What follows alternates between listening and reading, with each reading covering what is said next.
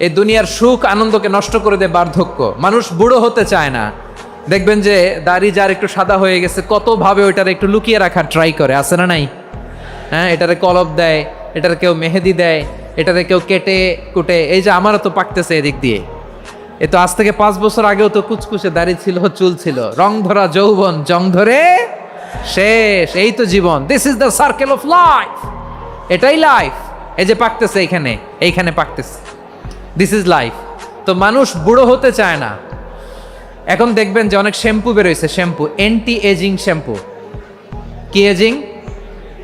Anti ageing. Cream বের হয়েছে, cream anti ageing cream.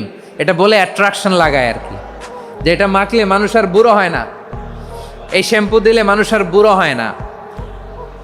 ভারতের একজন ধনকুবের আছে, নাম শুনেছেন না? মুকেশ আম্বানি।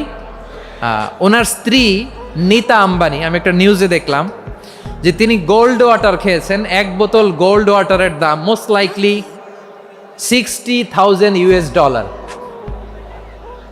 $60,000 1 বোতল গোল্ড ওয়াটার।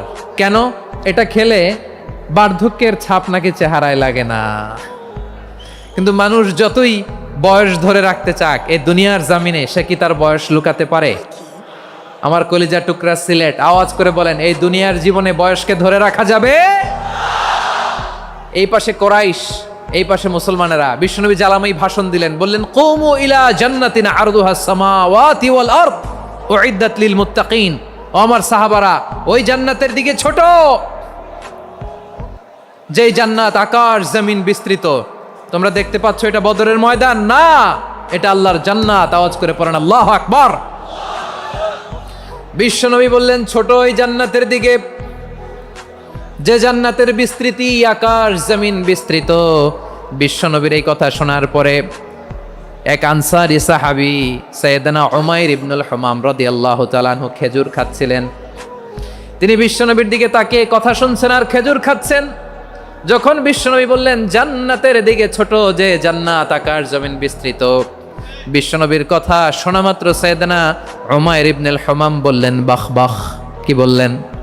বাহ বাহ, মানে চমৎকার, মাশাআল্লাহ, চমৎকার।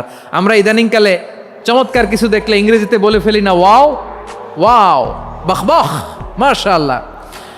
বিশ্বনবী বললেন, মা ইয়াহমিলুকা আলা কওলিকা বাহ বাহ ইয়া উমাইর। ও উমাইর, আমার এই কথা শুনে তুমি কেন বললা বাহ বাহ, চমৎকার চমৎকার কেন বললা? সাইয়েদনা উমাইর ইবনে হুমাম রাদিয়াল্লাহু তাআলা আনহু বললেন, ইয়া রাসূলুল্লাহ, আপনার এই কথা শুনে আমি বড্ড খুশি হয়েছি, আর আমি প্রত্যাশা করছি আমি যদি ওই জান্নাতের মালিক হতে পারি তাহলে কতই না ভালো হতো। সুবহানাল্লাহ বলেন। বিশ্বনবী বললেন, ছোট ওই জান্নাতের দিকে, যে জান্নাত আকাশ জমিন বিস্তৃত। আপনার এই চমৎকার মুখনিসৃত কথা শুনে আমার হৃদয়ের মধ্যে জান্নাতি হওয়ার বাসনা জেগে উঠলো, এজন্য বলেছি বাহ বাহ, আমি যদি ওই জান্নাতে যেতে পারতাম কতই না ভালো হতো। উমাইরের কথা শুনে বিশ্বনবী বললেন, ঠিক আছে উমাইর, জান্নাতে ঢোকার জন্য, এই জান্নাতের অধিবাসী হওয়ার জন্য যেহেতু তোমার এত আকাঙ্ক্ষা, আমি বলে দিলাম আনতা মিন আহলিহা, তুমি আল্লাহর ওই জান্নাতের অধিবাসী হবা। যাও উমাইর, তুমি ওই জান্নাতের অধিবাসী, ওই জান্নাতে তুমি ঢুকবা, তুমি জান্নাতি। তার মানে সহজ কথায় তুমি জান্নাতি। সুবহানাল্লাহ বলেন। যখনই বিশ্বনবী বললেন জান্নাতি, সাইয়েদনা উমাইর রাদিয়াল্লাহু তাআলা আনহু খেজুর খাচ্ছিলেন আর মনে মনে ভাবে, বিশ্বনবী যখন ওয়ারেন্টি দিয়েছে, বিশ্বনবী যখন গ্যারান্টি দিয়েছে আমি জান্নাতে যাব, তাহলে হাতে তো এখনো 3টা খেজুর বাকি। এই 3টা খেজুর যদি খাই তাহলে জান্নাতে ঢুকতে দেরি হয়ে যাবে। সুবহানাল্লাহ পড়েন। হাতে কয়টা খেজুর? 3টা খেজুর। বিশ্বনবী বললেন, উমাইর আনতা মিন আহলিহা, তুমি ওই জান্নাতের অধিবাসী, তুমি জান্নাতি। উমাইর চিন্তা করলেন, আমি জান্নাতি, নবীর মুখ দিয়ে যখন বেরোইছে ওই জান্নাতে তো আমার ঢুকতেই হবে, কিন্তু হাতে 3টা খেজুর খেয়ে যদি জিহাদের ময়দানে যাই তাহলে জান্নাতে যেতে তো দেরি হয়ে যাবে। এই চিন্তা আসা মাত্রই খেজুর 3টাকে তিনি ছুঁড়ে মারলেন, তলোয়ার বের করে আল্লাহু আকবার বলে বদরের ময়দানে ঝাঁপিয়ে পড়লেন। আল্লাহর শত্রুদেরকে কচুকাটা করে এক পর্যায়ে শাহাদাতের সুধা পেয়ে নিজেও জান্নাতি হয়ে গেলেন। পড়েন সুবহানাল্লাহ। আমরা দুনিয়ার বুকে আমরা হয়েছি দুনিয়ার পাগল, ক্ষমতার পাগল, সম্পদের পাগল, খ্যাতির পাগল। বিশ্বনবী তার সাহাবাদেরকে বানিয়েছিলেন জান্নাতের পাগল। পড়েন সুবহানাল্লাহ।